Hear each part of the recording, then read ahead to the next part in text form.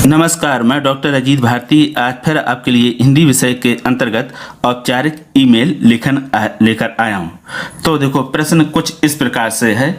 दिया हुआ है कि अमित, तो अमित का दिया है इसमें मेल आईडी, यानी अमित कुमार @gmail.com। फिर की ओर से नगर निगम अधिकारी, तो निगम भोपाल @gmail.com, यानी आप कोई सा भी लिख सकते हो। ये प्रश्न हमने मन से बनाया। को ईमेल पत्र लिखकर लाउड स्पीकरों का शोर बंद कराने का अनुरोध कीजिए। तो देखो, प्रश्न ऐसे ही आएंगे, या तो उसमें जो ईमेल लिखेगा उसका आपका मेल आईडी मिलेगा, और जिसको मेल लिखना उसका भी मेल आईडी मिलेगा। अगर मान लो दोनों के मेल आईडी ना दिए हों, तब क्या करोगे? तब आप क्या करोगे? अपने मन से लिख सकते हो, ठीक है? यानी चिंता करने की कोई ज़रूरत नहीं। अगर दिए हैं तो वही लिखेंगे, नहीं दिया अपने मन से बना के लिख देंगे, ठीक? कोई सा भी लिख दोगे। अब तो प्रश्न में देखो क्या है, किसको लिखना है? नगर निगम अधिकारी को। और कौन लिख रहा है? अमित। और समस्या क्या है? Loud speaker. तो तीनों बातें समझ में आ गई। आपको यही बस समझना है कि ईमेल लिखना किसको है और लिख कौन रहा और उसका विषय क्या है। तो किसको? निगम अधिकारी को। कौन? अमित। और विषय लाउड स्पीकरों का शोर बंद कराने हेतु। तो ये प्रश्न हो गया। अब आते हैं हम उत्तर पर। तो उत्तर में क्या करेंगे? सबसे पहले आप लिख दोगे उत्तर, फिर यहाँ पर लिख दोगे लाउड स्पीकर का शोर के संबंध में, ठीक? फिर देखो, अब जब हम मेल करते हैं तो चाहे मोबाइल हो या कंप्यूटर, उसमें लिखा रहता है फ्रॉम का अर्थ है हम अपना मेल आईडी डालेंगे। तो इसमें अपना यानी अमित, तो अमित कुमार @gmail.com। अब टू मतलब किसको हम मेल भेजना चाहते हैं, तो उसका मेल आईडी डालेंगे। तो देखो, निगम भोपाल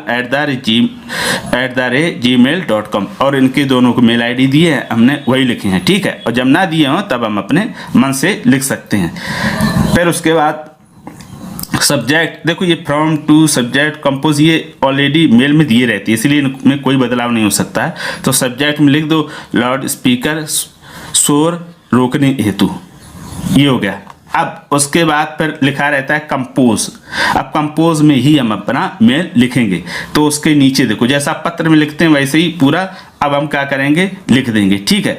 जो मेन चीज़ें थी यहाँ पर थी, फ्रॉम टू सब्जेक्ट और कंपोज में। अब उसके बाद कंपोज के बाद आप पत्र लिख दो, ठीक? तो पत्र देखो वैसे ही सेवा में, और उसके ठीक सामने दिनांक लिख दी 12/6/2000, और 2x इसलिए बना दी क्योंकि परीक्षा में या हम कॉपी में जब भी लिखेंगे तो सही डेट वगैरह नहीं लिखते हैं, ठीक है?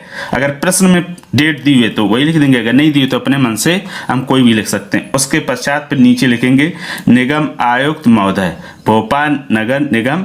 आपका कहीं का दिया, प्रश्न में अगर भोपाल का दिया तो वहाँ का लिखेंगे, अगर नहीं दिया तो आप मन से कहीं का भी लिख सकते हो। उसके बाद फिर लिख देंगे प्रिय महोदय, और उसके नीचे लिखेंगे उपर्युक्त विषय के संदर्भ में उल्लेख है कि मैं अमित कुमार कोटरा भोपाल का रहने वाला हूँ।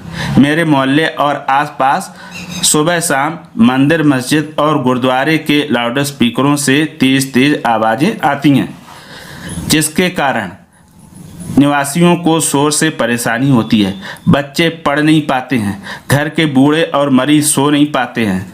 तेज शोर वातावरण को प्रभावित करते हैं। अतः देखो, फिर यहाँ तक करते हैं लिख दिया, उसके बाद हम लाइन चेंज कर देंगे।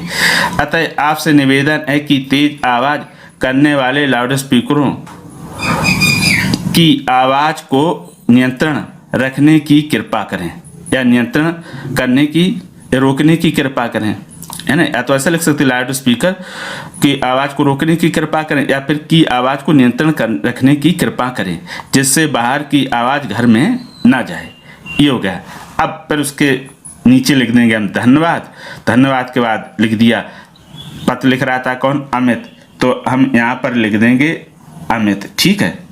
ये हो गया अमित, ये लिख दिया क्योंकि अमित ने मेल लिखा है, ठीक? और अगर जब मान लो अमित नहीं होता प्रश्न में, तो आप उस समय लिख देंगे नगरवासी। आ गया समझ में? अगर नाम दिया तो नाम लिखेंगे, नाम नहीं दिया तो फिर अब जैसे इसमें अमित ही लिखोगे, नगरवासी नहीं लिखोगे। अगर नहीं अमित दिया था तो हम नगरवासी लिखते। ये लिखा तो है अमित कुमार, सही है, यानी नगरवासी अमित कुमार। चलो ठीक है, यानी चाहे आप इसको फिर लिखने की ज़रूरत ही नहीं है, ये काट दो। नगरवासी अमित कुमार, ये हो गया। ठीक है, अब देखो इसमें मेल में क्या क्या ध्यान रखना है। जैसे आप पहले तो क्या करेंगे, अपनी समस्या बताएंगे, ठीक, फिर उसमें उसका समाधान क्या हो सकता है, और फिर अंत में हम निवेदन कर देंगे। तो इस प्रकार से हमारा ईमेल कंप्लीट हो जाएगा। अब मेल में नीचे दिया रहता है सेंड और फिर अटैचमेंट, तो वो हमें इसमें लिखने की ज़रूरत नहीं। क्यों? क्योंकि वो तो उसमें मेल में ही दिया रहता है। अगर चाहें तो भाई ऐसा देखो रहता है किसका, आपका चिन्ह ये रहता है सेंड का, और इस तरह से आपका रहता है काय का, अटैच का। तो जैसे कोई हमें PDF या कोई फाइल अटैच करनी, तो इसको क्लिक करते हैं और सेलेक्ट कर देते हैं तो अटैच हो जाती है। फिर ये क्या होता है, ये आपका होता है सेंड, और इस पर क्लिक कर देंगे तो ये मैसेज क्या होगा, चला जाएगा जिसको हमें भेजना है, जिसका मैंने ID डाला 2 में, ये हो गया। तो इस प्रकार से ये आपका ईमेल लेखन पूरा होता है। अगर उसके बाद भी आपको कोई डाउट हो, मन में संशय हो, तो हमें कमेंट करके अवश्य बताइएगा। तो फिर आज के लिए इतना ही। अब हम फिर मिलेंगे किसी नए विषय के साथ, तब तक के लिए धन्यवाद।